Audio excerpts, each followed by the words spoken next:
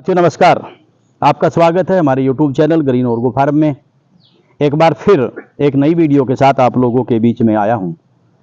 साथियों, मैं पिछली वीडियो में बताया था कि इसके हमारे मधुमक्खी के बारे में ये क्या क्या विशेषताएं हैं। आज विशेषकर इससे क्या उत्पाद बनाए जा सकते हैं उसके बारे में मैं आप लोगों को आज बताना चाहूँगा, साझा करना चाहूँगा। हमारे पोषण का स्रोत है मधु, शहद, हनी, कई नामों से हम लोग इसको पुकारते हैं। आदिकाल से हमारे वेदों में, शास्त्रों में इसकी चर्चा है। हमारे हवन में, हमारी यज्ञ पद्धति में जब बच्चा पैदा होता था तो उसके जीभ पर ओम हम शहद से लिखते थे कि उसकी जुबान में मिठास होगा, उसकी जुबान में रस होगा, उसकी जुबान में एक वाणी में ओज होगा, तेज होगा। इसलिए वो काम हम लोग करते थे। साथियों, अब इससे क्या चीजें बनाई जा सकती हैं? आज चूंकि युग आज वैज्ञानिक युग है। आज पहले हमारे पास गन्ना था, गन्ने से हम लोग गुड़ बनाते थे, हम शक्कर बनाते थे, हम लोग काक भी बनाते थे, इसको राब हम लोग बोलते हैं। फिर उसकी खांड निकलती थी, खांड का बूरा कूटता था और बूरा कूटने के बाद उसको फिर देसी घी गाय का डालकर हम लोग खाते थे। बड़ा जबरदस्त स्वाद आता था। अब वो नहीं रहा।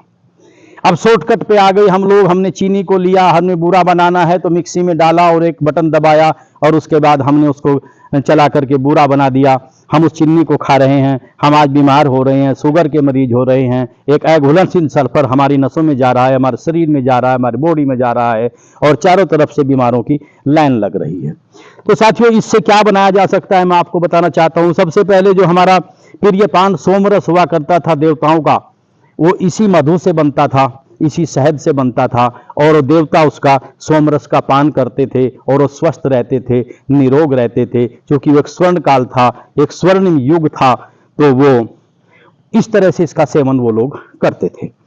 आज भी हम लोग इस शहद से हम लोग मिठाई बना सकते हैं, बर्फी बना सकते हैं, इसका हम बूरा बना सकते हैं, इससे हम आपका खीर में इसको इस्तेमाल कर सकते हैं। इसके अलावा इसका पेड़े में इस्तेमाल हम इसको कर सकते हैं। इसको कई तरीके से हम लोग, चूंकि मीठा है और इसमें 0.25% ओनली शुगर होता है, जबकि आपके शरीर के लिए 0.78 की जरूरत पड़ती है। साथियों, इसके अलावा मोनो का उत्पाद, इसका हर मीठा उत्पाद हम अपने शहद से बना सकते हैं, शिकंजी में डाल सकते हैं। इसको हम आपका जैम बना सकते हैं। जैसे आपका जैम और जेली अपने ब्रेड पर लगाकर खाते हैं, आपके रोटी के साथ खाते हैं, इसी तरह से हम अपना शहद लगा करके, मधु लगा करके अपने स्वास्थ्य को बचा सकते हैं, बढ़ा सकते हैं, अपने भविष्य को उज्जवल बना सकते हैं, अपने बच्चों के भविष्य को उज्जवल बना सकते हैं। इसके अलावा इसका एक उत्पाद होता है साथियों, उसको कहते हैं हम लोग पोलन। पोलन बहुत पौष्टिक है, शरीर की बहुत बीमारियों को खत्म करता है और जो हमारी कर्मठ मक्खियां हैं उनको पोलन खाने को दिया जाता है। और जो 24 घंटे भागती रहती हैं, दौड़ती रहती हैं, काम करती रहती हैं, दिन में वो आवागमन का काम करती हैं। हर आदमी की हर एक मौन की ड्यूटी होती है। कोई पंखा करती है, कोई पोलन लाती है, तो कोई मधु लाती है। तो सब अपने काम में लगे रहते हैं। इनकी उम्र सिर्फ 3-4-5 महीने तक इनकी उम्र होती है।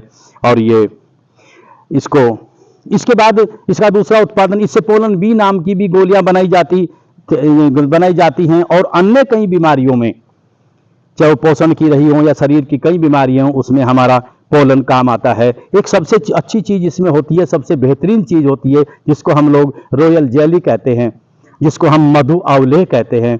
मधु अवलेह माँ मोन को दिया जाता है शुरू से आखिर तक खाने के लिए। माँ मोन 16 दिन में बाहर आ जाती है और आपका कर्मठ जो है वो 20-22 दिन में बाहर आ जाता है और आपका जो नर है वो 24 दिन में बाहर आता है। तो साथियों, मैं आपको बताना चाहता हूं कि मधु अवलेह इतना ताकतवर होता है कि ये मामोन इतनी ताकतवर होती है कि अपने वजन के बराबर के अंडे प्रतिदिन दे सकती है, अपने गर्भ को बढ़ा सकती है, अपने गर्भ को घटा सकती है, सिर्फ भोजन के आधार पर। अगर भोजन अच्छा मिल रहा है उसको बढ़ा लेगी, भोजन कम मिल रहा है तो वो घटा देगी। इसके अलावा एक बहुत जबरदस्त विज्ञान है इसका। आपने कभी देखा होगा कि आपके एक महाल लगा हुआ है आपके पेड़ के ऊपर, उसके बाद वो महाल वहां से उड़ करके कहीं चला गया और जब उसका ऑफ सीजन हुआ वो पहाड़ों पर चला गया, और पहाड़ों पर सीजन जब उसका आया तो वापिस चला आता है।